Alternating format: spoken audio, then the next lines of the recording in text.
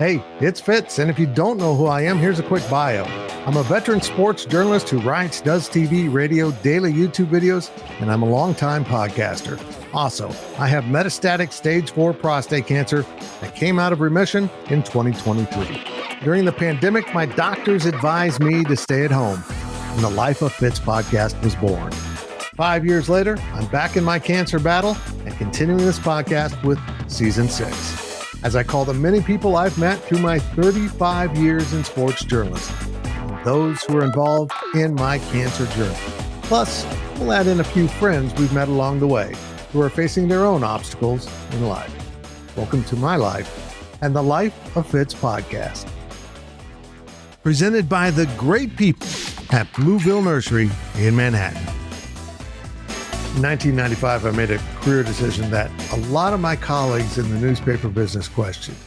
I left print newspapers and started a magazine for the Wichita Eagle covering Kansas State. 3 years later, Becky and I founded PowerCat Illustrated, which became GoPowerCat.com. And along the way, I've had great interactions with athletes and coaches and administrators, and we've done a lot of shows with those folks and had a lot of enjoyment out of it. But I also met a lot of young journalists.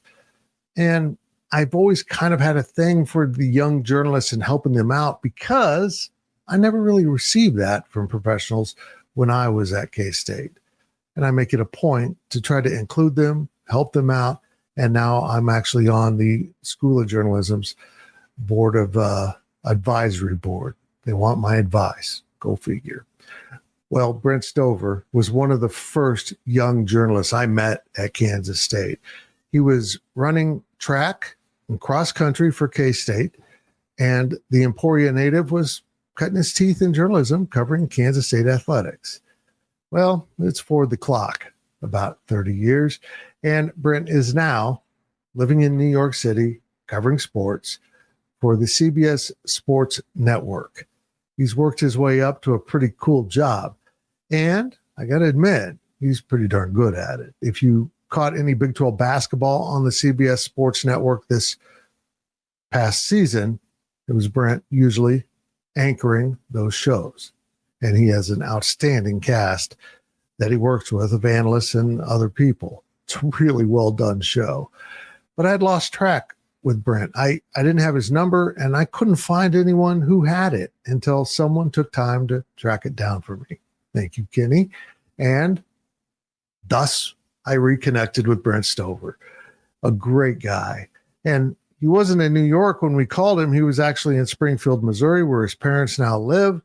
And we had a few connection issues, but we tried to clean them up as best we can. Hope you enjoy this talk with Brent Stover on the Life of Fitz. I'm not calling him in New York. It ruins my entire setup. Let's just talk to Brent Stover now in his parents' basement. And now we should be going to New York City, but we're not. He's in Springfield, Missouri, one of my favorite towns. I love Springfield. Brent Stover, my friend from way back when, the way back machine, when I was just starting to cover K-State full time, ran track cross country, and now it's a big damn deal on CBS Sports. Thanks for doing this, brother.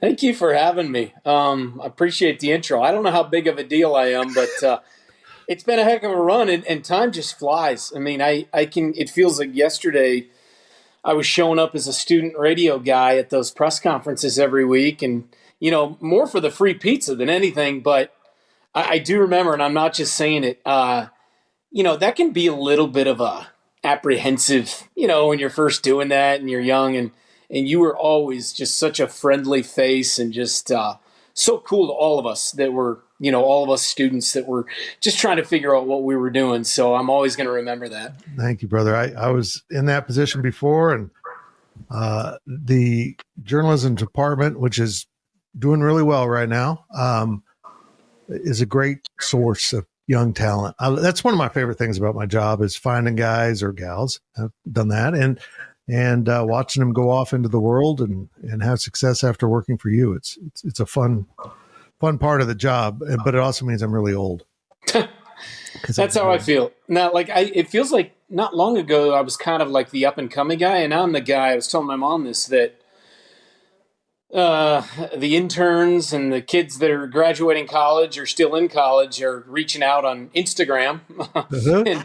and saying, "Hey, do you have time to talk? I like what you do. I'd love to just get some feedback and advice." And I'm like, when did this happen? When did I become like Mitch Holtis? Because that was my guy, or Greg Sharp, or But yeah, I'm officially those guys now. First question back to them is, are you sure you want to ask me? Are you sure? Is this you got the right guy? Exactly. But Exactly. whatever we can get back to them, that's great. And brother, the whole business has changed so much. I mean, look at me. I'm a print guy, and here I am doing this, and I hardly write anymore. It's insane what's happened to our industry.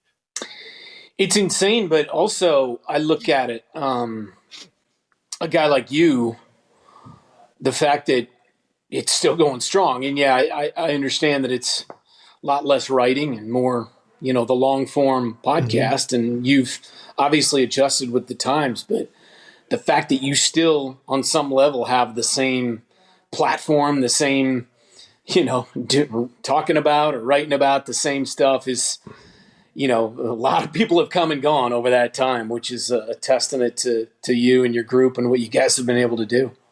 I got to admit, it kind of sucks that the student athletes that I covered when we first got into this business are about to turn 50. I'm not dealing with that very well. I'm actually dealing with that more poorly than the cancer. I don't know what happened. I don't know how I got here, but here I am, 61 years old. So we deal with it. Bring me up to date on where you started and your progress to getting to CBS. And I know you were at Fox briefly, but where'd you start out at? I was at KSNT in Topeka. I was the number 3 guy. Nate Hill was the sports director, and I don't think we knew each other, but I knew him because he ran at KU and I ran at K-State, and he hired me as the number 3 guy, and I did that for about a year and a half, and I hired an agent, and they got me a gig at Fox Sports Midwest in St. Louis pretty quick. KSNT was awesome, but I was one of the lucky ones that I didn't have to spend a ton of time, really in the grind of, running around with the camera and then coming back to edit your own stuff and setting up your own live shots and then putting on makeup and getting in front of the camera. So I'd say a year and a half or almost 2 years in, I was at Fox Sports Midwest covering the Cardinals and Blues, and then Fox Sports Pittsburgh. And at that time, I don't know if you remember, the regionals would kind of double up. So I was hosting Cardinals post game and Pirates post game from a studio in Pittsburgh, where they put the arch behind us for the Cardinals post game, and then they roll in a shot of downtown Pittsburgh. So, and then from there it was on to Big Ten Network in Chicago when it launched, pretty much. And then I got with CBS Sports, but I was living in Chicago in 2010, and then I ended up moving to New York City in 2012. But I've been with 2013. But I've been with CBS Sports now for 15 years. Hard to believe. Living in New York. Yeah. I seem to remember a few years ago watching you on the Big Ten Network. This is, again, we're back to this topic of aging so fast you can't keep track of where you are. It's wild. That type of thing happens to me all the time, where it's just get worse. The Big Ten Network. I mean, yeah, I guess I left there in 2010, but I was still in Chicago. Yeah, and just kind of traveling around working for CBS Sports Network, and then they asked me to move to New York City and become predominantly a studio host. And, it was, at the time, we were at Chelsea Piers, which probably doesn't mean a lot to a lot of, unless you really know New York. But the cool part is Chelsea Piers we had an awesome studio, but in 2013 or 2014, Hurricane Sandy rolled through, destroyed our studio. The silver lining in what was a difficult time for people was they ended up housing us in the CBS Broadcast Center, where big CBS, the NFL today, college football today, all of that was done out of the CBS Broadcast Center. And they built us a studio right across the hall from that. And so from that point on, we've really been there was a marriage there before and they treated us well, but now it's opportunities to just go across the hall if they need somebody. Right. And so it's really made it even more of a unified deal. And that's been going, I guess, for 10 or 11 years now. Yeah, that CBS umbrella is something else. We're technically under it at 24/7 Sports. Yeah. We're actually under CBS Digital, I believe, but we do a lot of stuff with CBS Sports too. And I've appeared on some of those shows that are on the CBS Sports channel. You do a lot on that, don't you? On that's primarily where you are on the sports channel. I'm on CBS Sports Network still, the cable channel mostly. Yeah. Yep. Which gets a little bit, it's a little hard to, because the CBS Sports HQ is different, but we're all part of the same. They've really built it up nicely, and now with the sale going through with Paramount and Skydance, it's going to be even more of a. I think it's going to be awesome for CBS Sports. I think we're just really in a cool spot, and it's been, they've been very loyal. You've seen people and networks come and go, and through difficult times, through COVID and all that, and by the grace of God, CBS has been steadfast in keeping their people and continuing to build. And I think it's going to get even better with this new sale with Paramount. Well, hopefully. I mean, they've been great. I don't directly work with them, and I'm a contract employee, but for the most part, they just stay out of your way and say, go do your thing. It's awesome. That's what I tell people all the time. I mean, I get a lot of the summer off, to be honest, which is pretty cool. And if they need me, they'll let me know. But other than that, they let you do your thing. And even during the busy season, it's that's one of the things I've loved the most is, my bosses are very hands off. They trust their people, and they allow us to show personality and have fun and kind of just do our thing. And that's another just, I sound like I'm really banging the drum for where I work, but it's I've never found a place like it. So yeah, it's good. And sometimes sports gets treated like the toy section, and I've never picked that up from CBS. It's kind of it's really good. Do you still run? I don't know why I want to ask you that so badly, because you look so like funny. You run. Yeah, I do a lot. I run this time of year. I run like 2 or 3 times a day. Believe it or not, I love what. It's crazy. Even when it's hot as heck. I mean, it's like 99 degrees here today. But I went out and ran 4.5 miles this morning. I got like 8 in yesterday. And I imagine in Springfield it's a little humid, like it is here right now. Really humid. In New York, it's a little more comfortable. Like I live along the East River, so it's cool. You can go up and down the river, or you can go over to Central Park. But yeah, it's so funny that you asked, because it has.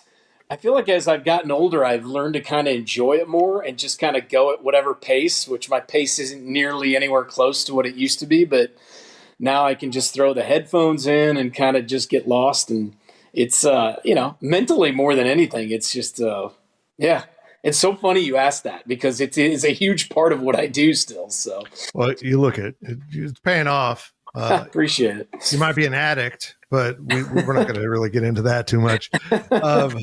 Yeah, I remember going out early in my career and covering cross country and college cross country. It might have been when you were running, I'm not sure, but I'm like, okay, they're going to run a little distance here. They're going to jog. No, you guys ran past me faster than I run. I'm like, what the hell?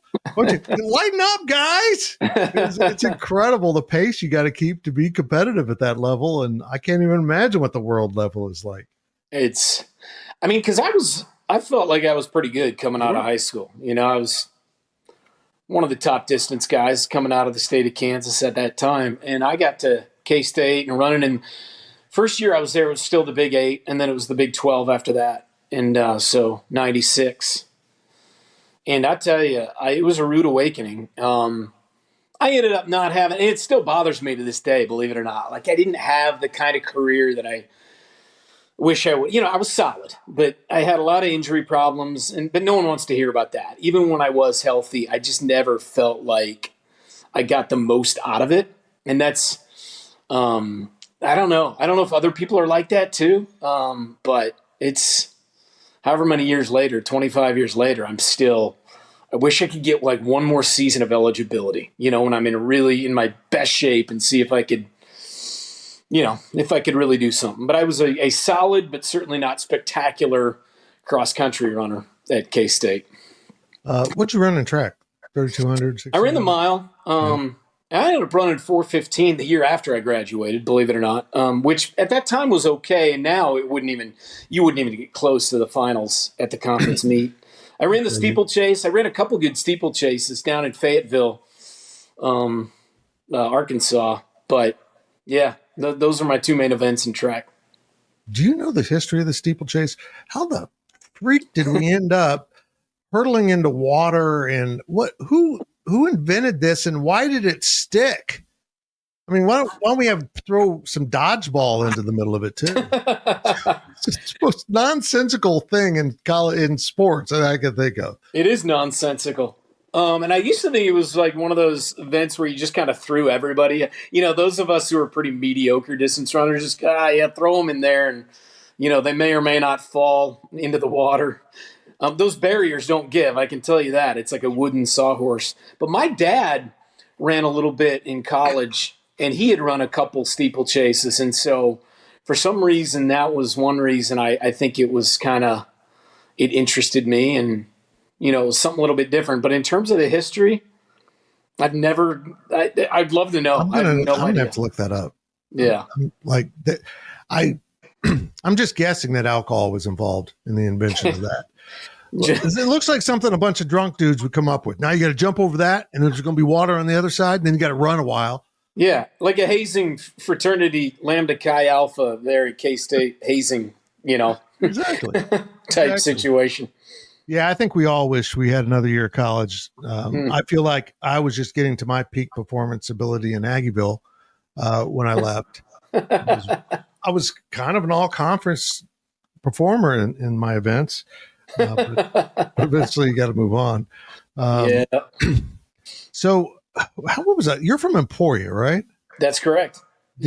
What was it like moving to New York City? And you've been in bigger cities, but New York's a different beast than any other city I've been in. Different deal. Yeah.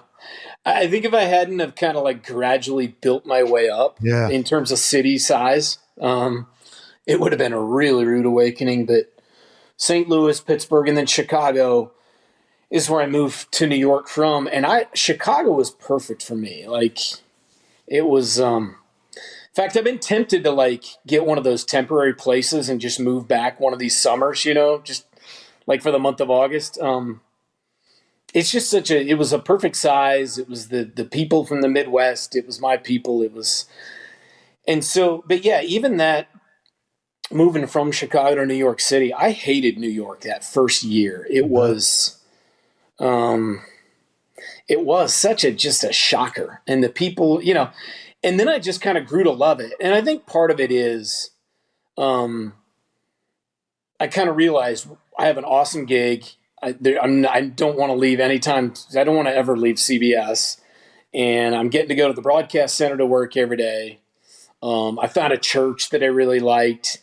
So I kind of, it was one of those things where you kind of just have to tell yourself, you kind of motivate yourself into starting to like a place because you feel like you're going to be there. And then I ended up buying a place about a year after I moved there. And I think that helped as well. You feel like you're sinking your teeth and a lot of your finances into it. So I've learned to really love it. And now I don't know I may just live there forever. Do you live in $1 million studio apartment? I do not, but okay. The million, no. The studio, slightly bigger, but not a lot. I think for me, New York and Vegas are the same, and here's how they're the same. They're an assault on your senses. The sounds and people are different in Vegas, but it's, honking and, just loudness in New York. It's bells and chimes and stuff in the casinos. It's like, you can't escape it unless you're in your room, where you live, then you can shut it out. But if you go outside and it's like, you walk outside in the middle of Kansas, you don't hear a damn thing. You walk outside New York, you're in New York, and you're in New York. Yeah. It's up on top of you. And there's like this I like to call it the tax, the New York City tax. Beyond the obvious, the taxes are unbelievable there. But every time you walk out your door, like you go down $100. You know what I mean? You're going to spend money on something, whether you want to or not. Everything costs money, and a lot of it. So that took a little bit of getting used to. But the sensory overload piece of it is 100%. And it took me. I can't take it. I'm pretty much done with Vegas, and I love Vegas. But as I've gotten older and with everything going on, I'm just like, no, I don't want this assault on my ears and eyes, and it's just everywhere. The sirens get me. Like, I just can't handle the sirens. But the plus side is there's just like so many cool neighborhoods. I never get tired of walking the city. That's cool. West Village, Soho, Tribeca. Those are like the neighborhoods where, the rich and famous. Feels like everybody has a place in New York. It's become, I guess it's always kind of been that way. You never know who you're going to see. But, I mean, there's something very special about it that you don't get, from popping in and out and just seeing Times Square and the Empire State Building and the touristy things. We were just in Chicago on a family vacation, and we did a mob tour thing, a bus ride. I love the mob history. I think it's really cool. But so they're driving you around all these neighborhoods that were mob neighborhoods after the turn of the century. And you realize, as a Kansas kid, I grew up in Salina, you grew up in Emporia. There's a downtown. There's a downtown, and then there's where everyone lives. The number of neighborhoods that have downtown areas, like it's clearly a business district, but there was another one, 6 blocks back in another neighborhood. It's crazy to me. It's really cool. It's really cool. Some have kind of fallen apart in Chicago and others have been maintained, but it's a really rich piece of history that I think future generations going to go, what? I mean, because now with DoorDash and all, you don't need the corner store as much as you used to. I don't know. I just love Kansas. So yeah, I do too. I think I took that mob tour. I kind of created my own too. That there's that big old Catholic church right off Lake Michigan. I know that was something happened. Someone got shot out in front of that. The Valentine's Day massacre. I remember that area. Yep. I mean, to tell you, now you got me thinking about Chicago again. Let's take a short break and hear from our sponsor, Blueville Nursery. For competitively priced landscape design, irrigation, and lawn maintenance, turn to Blueville Nursery. A family-owned business with more than 50 years of experience. You can trust the Blueville team to design and create a landscape that will accentuate your property's aesthetics. And visit our garden store 6 days a week for the best products in the area. From ornamental trees, shrubs, and flowers, Blueville has it all. Blueville Nursery, located on West Anderson Avenue in Manhattan, Kansas. Now, let's return to the studio. So you're at CBS now, and it was really fun for me because CBS Sports started doing some Big 12 basketball. And so I got to watch you work. Let's be honest, I wasn't watching you on the Big Ten network very often. I caught you a couple times, but that had to be fun for you to start talking about the conference in which you competed. It was awesome. And I think we had K-State on 4 times last year. Oh my God. Yeah, it was awesome. And it's one of those, I don't know how it all worked, but I think we subleased it from one of the other networks. Right. But I think we're going to do at least as many this year.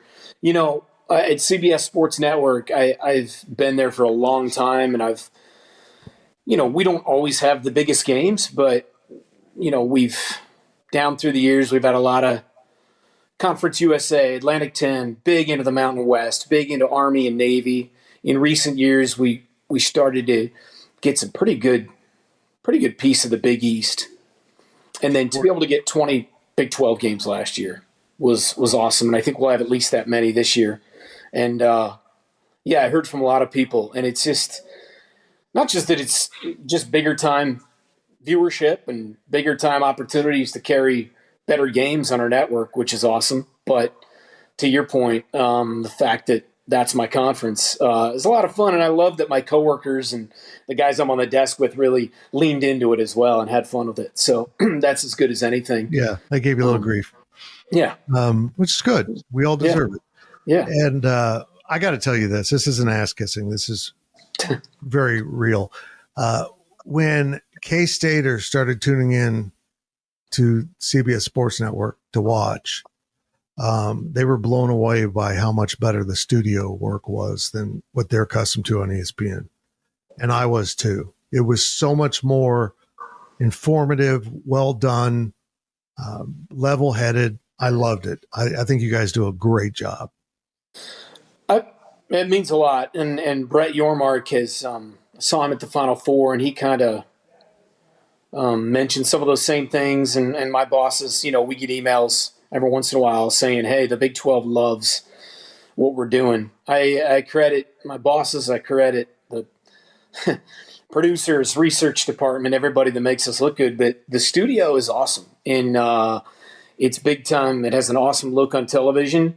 And they give us the opportunity to go out there. And you're seeing less and less of that in the regular season in college basketball, like studio programming surrounding, a Tuesday night doubleheader. Mm-hmm. And we come on and we do a half hour or sometimes a 1 hour pregame, obviously going to come in on halftime. And then oftentimes, depending if it's the first game or the second or the third game of the night, you get a post game as well. So that's what I'm really proud of, is that whatever conference, especially that if you watch our show at the start of the night or the end of the night, you're going to get everything going on in college basketball that night, but especially if it's a Big 12 night, like you're going to get a lot of Big 12 talk. And you're right. I don't know that other networks are really leaning into it the way we do. So I'm proud to be part of that. So I appreciate you saying that. Yeah, I tend to think a lot of analysts prepare in the same manner I prepare for this podcast, about 2 minutes of research.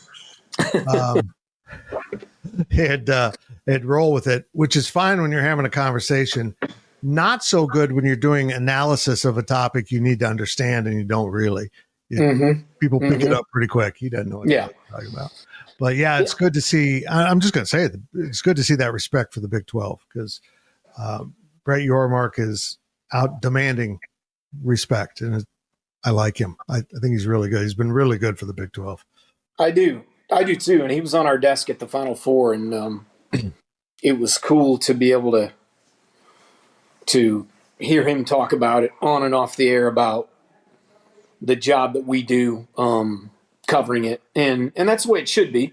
But, college basketball, the regular season, right or wrong, has not maybe – I don't know. I think a lot of people really point towards March. Right. I think a lot of casual observers, and that's just the way it is. But I definitely put what we're doing night in and night out, regardless of the quality of game, because there's going to be nights where there's a lot of nights where you can flip around and there's about 30 games going on. And you're not always going to have the top tier games, but if you can show how much you care about the sport, and particularly about the conferences that you're carrying and that you're leaning into, I think that comes across to people. So I do feel like we've been able to carve out a pretty dang good niche, especially in college basketball. And then to be able to have the opportunity to do wall-to-wall coverage during the NCAA tournament, even in if the games are not on CBS Sports Network, which they aren't, but you can flip over for the press conferences, and a lot of analysis and stuff. So I don't know. I just love college basketball. I love college basketball anyway, so it's a good fit for me. I love it. I love regular. I love that every night there's so many good games. You're from that era. Yeah. K-Staters were college basketball first. Yeah, right when Snyder was there is when it started to change, though. You were there for the buildup of K-State football, Big 12 championship game in '98. That'd be a great time to be a student. Golly. If we just hadn't have blown that 2-touchdown lead in the fourth against A&M. We don't want to talk about it. We talk about cancer on this show, but not that. That's more tragic. That puts it in perspective. Man, what an era, though. Yeah, we beat Donovan McNabb in a Fiesta Bowl. Yep. We lost to Drew Brees in the Alamo. That stinks. But we won a Cotton Bowl there. I think Sarkisian was – or no, did we lose that Cotton Bowl that Sarkisian was the quarterback for BYU? Think about the quarterbacks we ran into in bowl games. Kansas State just kept running into these guys. Drew Brees, I guess he's pretty good. He plays at Purdue. He's got a birthmark thing. I don't know much about him. And then he just plays in the league for 73 years. And he's awesome. It was K-State's bowl history. I remember they tumbled into great defensive ends. Well, what's his name? From Texas A&M. The last time when they were at the Texas Bowl against Texas A&M, they ran into him, and he was the first pick of the draft. And Myles Garrett. Myles Garrett. Yep. Yep. That shows how much I follow the NFL nowadays. Okay, let's talk about the music thing, because I didn't know this about you. That you side gig doing some country music, but where did that start? When did you pick up a guitar and say, "Hey, I kind of like this"? So when I turned 40, I had about my third midlife crisis that I've had. So, sometimes guys go buy a sports car or whatever. I went and picked up a guitar just because it was either that or surfing. And believe it or not, there's pretty good surfing not far from New York City, like in New Jersey or Long Island. But I was like, I don't have a car or a pickup. How am I going to get my surfboard out there every single day? Like, this is going to be hard. So it's like, I'm going to get a guitar. And I heard that it's easy to learn 3 or 4 chords, especially with country music, 3 chords and the truth. So within like a couple of weeks, I was able to play a couple of songs. And get out. Yeah. I mean, did you have a musical background? I played piano and was in some musicals and stuff, but that had been a while, it's real. Honestly, I could point anybody directly to this guy. His name is Matt McCoy. He's on YouTube, and he talks about the first 4 chords and then the next 4 chords. But if you can just play these G, E minor, D, and C, you can play about 75% of country songs. And I was just like, I started playing, and then there's a country bar, believe it or not, in New York City, right down the street from the broadcast center. And they were just starting live music, and so they needed people. And I started playing like 1-hour gigs there with someone else. I'd have to like share it because I only knew, 6 or 7 songs. Mm-hmm. And then I just I started recording music, and I've released like 6 singles, and I've got, I think, 5 more in the hopper that I just haven't released yet. I don't know what I'm going to do. But, I've been playing it. There's a brand new place near where I live that's been just hopping. Like the country scene in New York City is actually getting pretty good. And so I've been able to play there. And I've been on the road with my buddy out of Nashville, where he will have me open for him, like play the first hour with his band. So we played in downtown Chicago. There's a cool country bar there, and in Cleveland and Nashville a couple of times. So, if you can get yourself in the right situation with a good band and like a built-in audience, where it's a live country bar anyway, and you can play the hits, you can feel like a country star for that. That's when you're on that stage. Awesome. So I've had some times like that, and I've told people like I've done a lot of cool things in TV, obviously, but then nothing beats being on a stage where people are singing along. And now again, you're playing Wagon Wheel or Chicken Fried. What I really would love to experience someday, and it's you just never know, but is having people sing along to your songs. Like, I just cannot imagine what it's like for guys like that. No, it's got to be so weird. And you'll be at a concert once in a while, and the lead singer will stop, and you can see sincere amazement, and they probably experienced it 100 times, about the amount of volume coming back to them singing the lyrics they wrote. It's got to be an absolute trip. Biggest thrill ever. It's being on TV and kind of help with the butterflies. And the first time you're on TV, it's like, oh, then it just becomes like the camera's your friend. You're just talking to it. Does that help at all to not be in your thoughts too much when you're on the stage? I would have thought it would have, but no, I was so nervous. Like the first live show I did, a lot of my friends from work came, so that even made it more challenging. Oh man, no, I would have thought it would. I think the difference, the big thing is, when you're doing a TV show, and even when you're early on doing it, it's just you in the studio, right?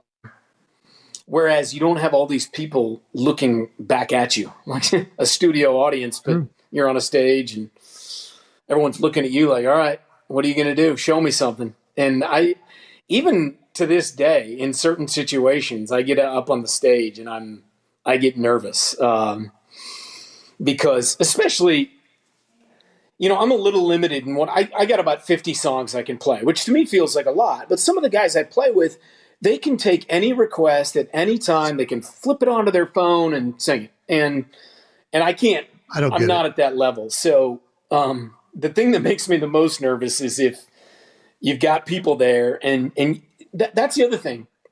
I'm jumping around here, but the biggest challenge is you'll play like 6 in a row, like popping songs, and everyone's having a great time. But then as soon as the song ends, it's like, okay, what's next? It's just a constant, and you play these 3 or 4 hour shows, and it can be challenging to just continue to keep the momentum up. So I have found this to be, of all the different things that I've done in life, to be by far the biggest challenge is playing live shows.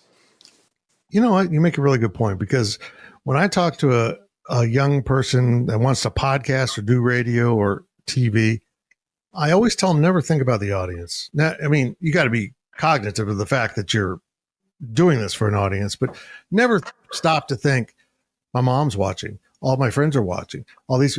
You can't do that to yourself. You got to have a conversation with the people you're present with, or the camera, however it works. But if you stop to think, there's thousands of people listening to this radio show in their car as they drive home from work. You're going to be a blathering idiot. You're not going to make sense. You just got to have a conversation. Just got to have a conversation. 100%. And all changes when you got a guitar and the people are staring at you. Guitar, they're staring at you. And then there's other times where you play songs that you're like, you just, I don't have a good example at the moment, but there's Morgan Wallen songs that I play that have been very popular in certain bars. Mm-hmm. And then a week later, I'll play it in a bar, maybe even the same bar, and no one's singing along. Nobody knows it. Isn't that weird? And it's so crazy to me because it's just like the goalposts are getting moved around. Well, I mean, I'll give you my perspective on that. I don't know Morgan Wallen, and I listen to country Americana all day long. You don't know Morgan Wallen? I'm not a Morgan Wallen fan. I call him the Taylor Swift of country music. I mean, everyone screams and shows up to his show because he's the trendy guy, and I think some of his music's good, but it's that bubblegum pickup truck solo cup pop country that I'm not into.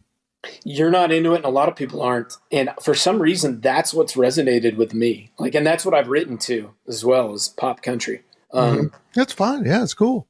No, it is. But I wish I was more into the Zach Bryan stuff. Are you into Zach Bryan? I am, but I'm not. He's not my biggest guy. I mean, there's a lot of red dirt in Texas country, but now Charles Wesley Godwin, who's Appalachia, Tyler Childers has really grown on me. So I've got this weird thing of starting with, basically bluegrass roots all the way to Ian Munsick singing Western stuff. I love Cody Johnson, who came out of Texas country, but it's, there's just so many subgenres now. It's amazing. It's incredible. Yeah. And that's all because of streaming. Yeah. You don't have to worry about a radio station. People find your music. And you don't have to worry about getting a record deal. Oh, huge.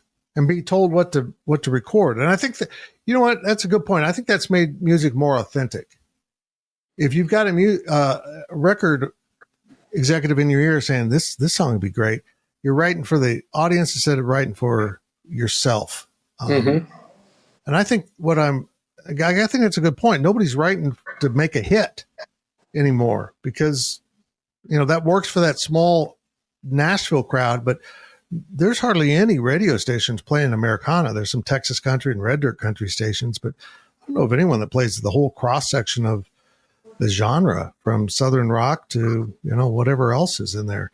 But that's exactly right. The other piece of it, and this is a plus and a minus, is social media. You can become a country star simply by being a social media star and building a massive following on there. So it's never been, the avenues are all there to where it doesn't matter if you got a label or not. And by the way, they will find you They'll find you if they can make money off you. Yep.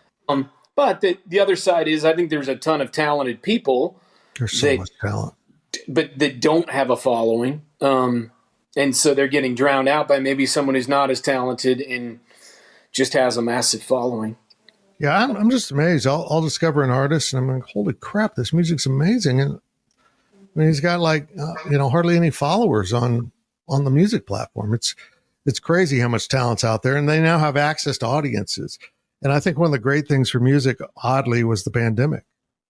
We're all at home, and I mean, I found so many artists on TikTok that resonated with me, and I just started listening to him. Steven Wilson Jr. was a guy that nobody had heard of. I caught him before he'd released anything but a handful of songs, and he is blown up. He's one of those guys making the bridge between Nashville and alternate country. But there we go. There we go. You knew it was coming. The production values of this show are enormous. Yeah, we do. Not helping you at all. We're going to just leave that one in. You look good. No, it may as well. But anyhow, yeah, I love music. I love music, and I appreciate the fact that you could remember lyrics, because I'd be totally screwed. Some of my favorite songs, I forget the lyrics. Yeah, that's the thing. That's the other thing is I do remember them most of the time, but I mean, I've played Wagon Wheel 1,000 times, and recently I could not think of the third verse, which is an awesome verse.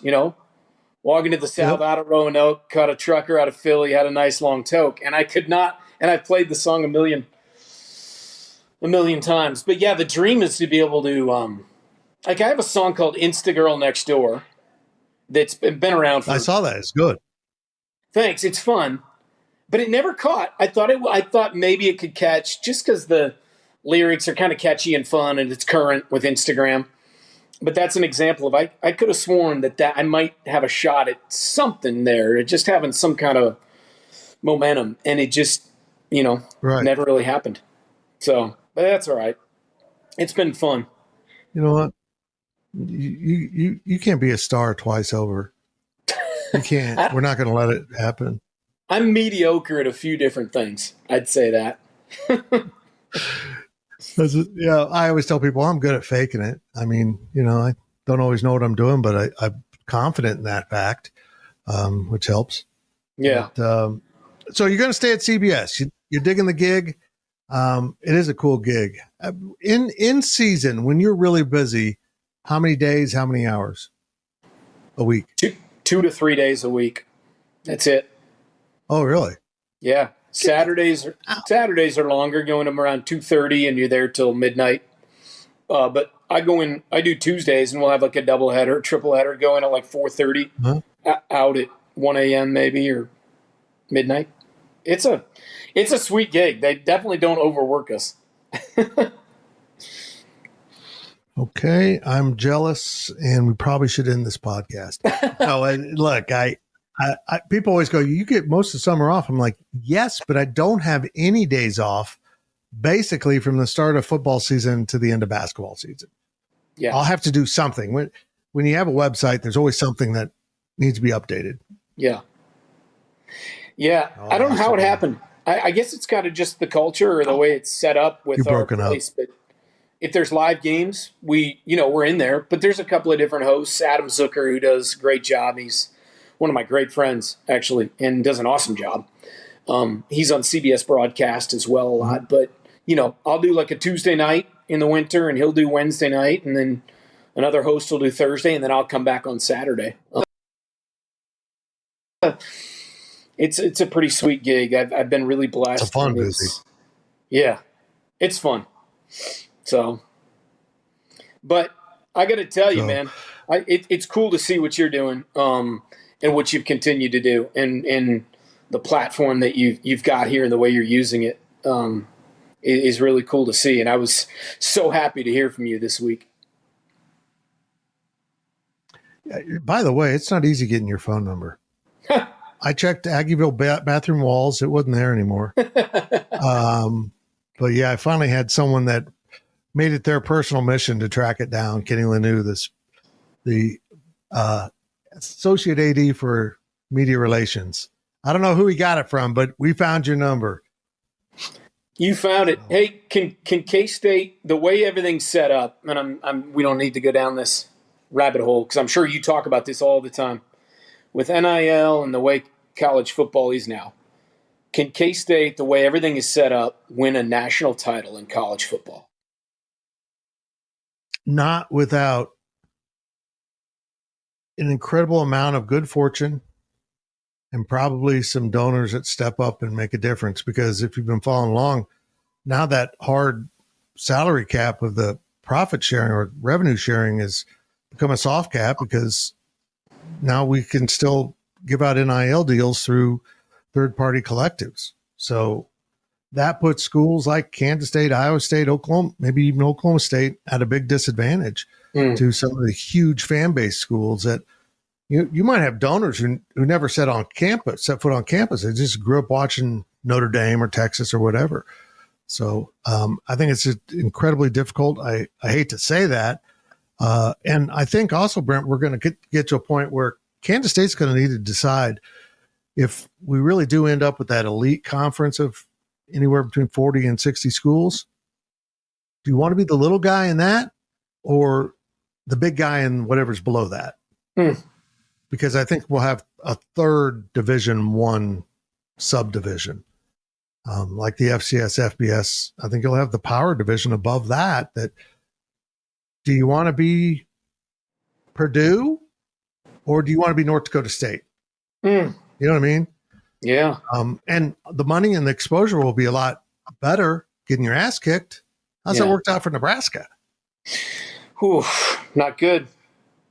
So, are you comfortable with college sports the way it is right now? No, but I don't see a solution either because the NCAA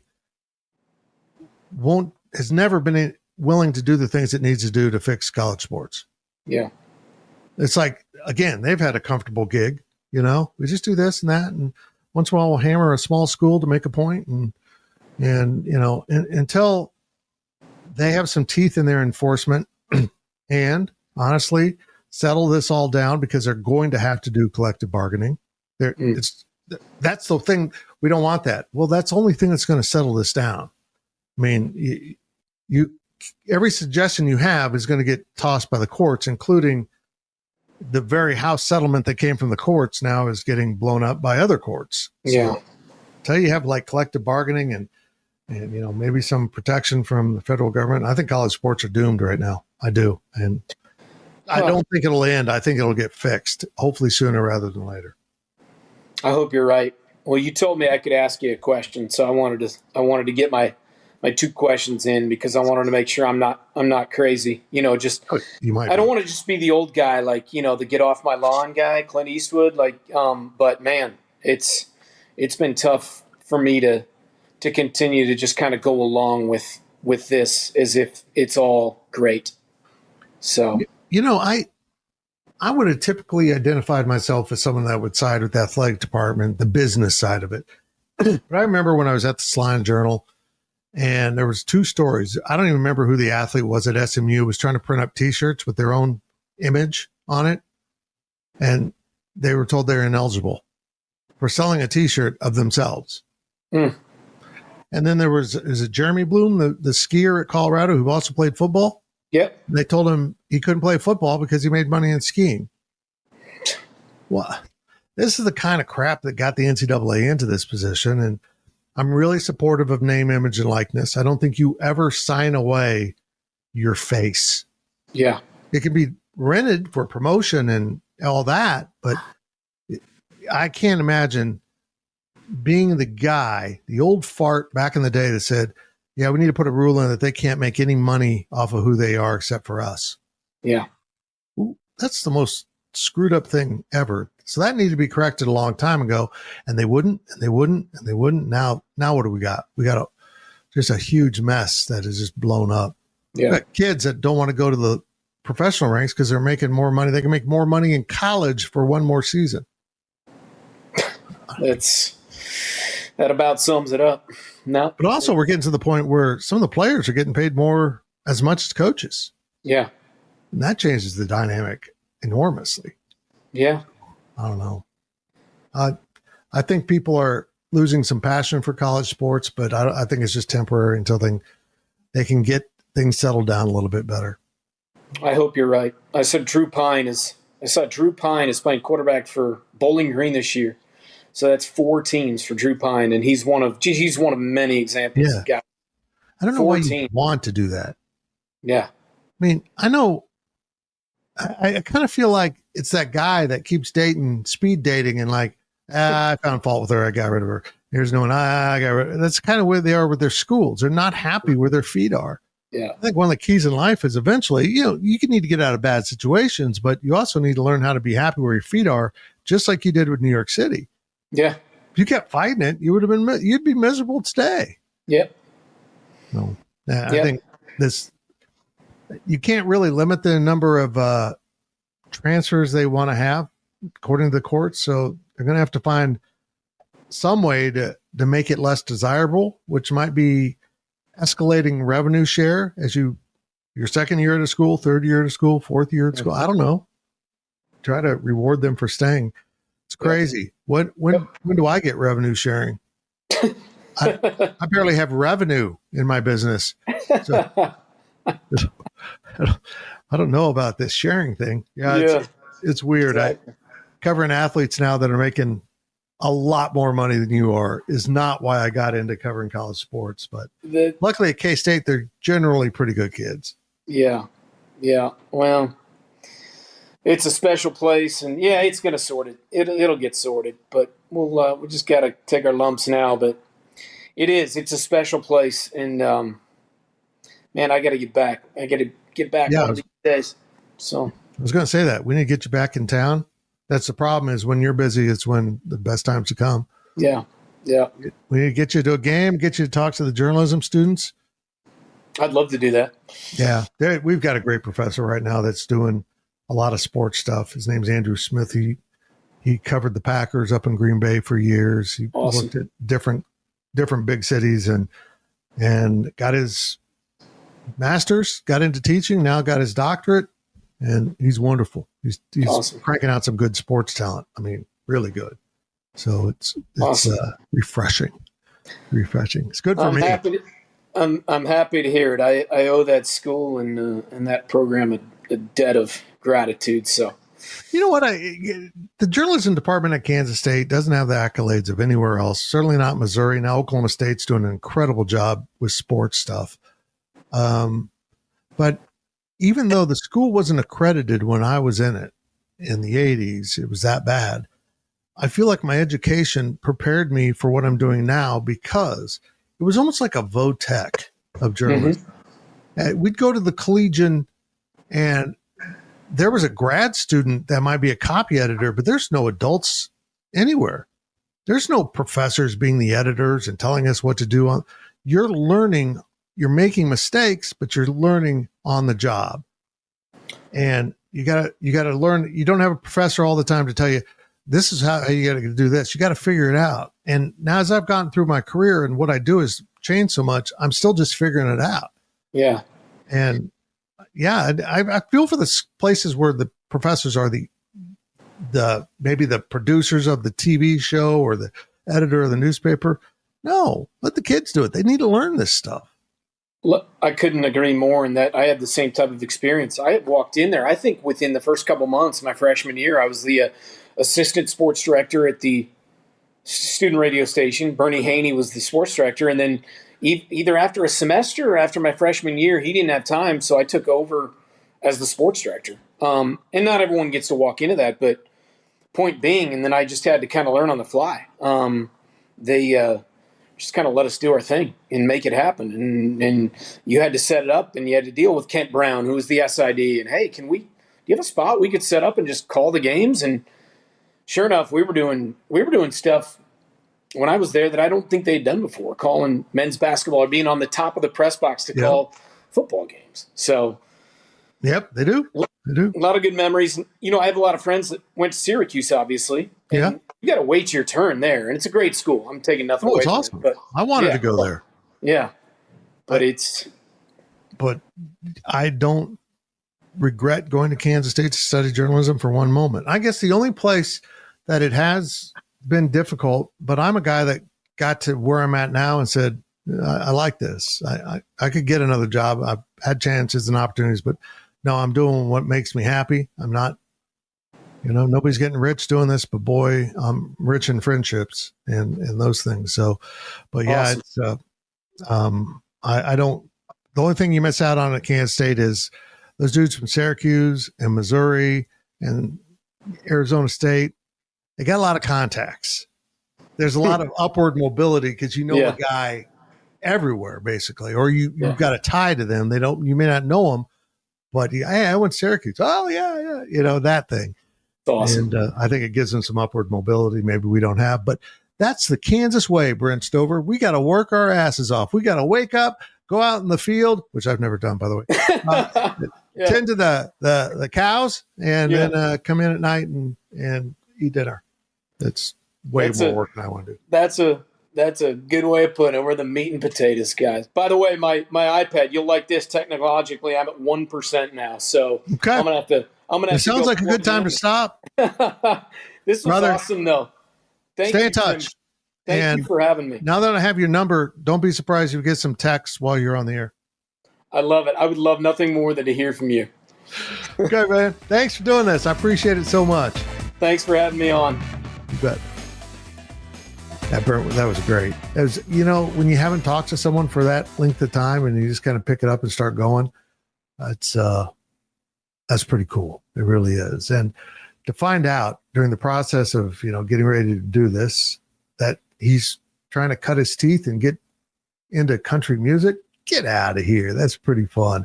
We've taken on a unintended country music theme of this year. And the thing is, I got bad news. This year is almost over. I have one more show, and I hope if my guest comes through, you're going to love it. If not, I'll probably talk to Dude and Daphne about living in a studio with a dad who talks to an imaginary box. I don't know.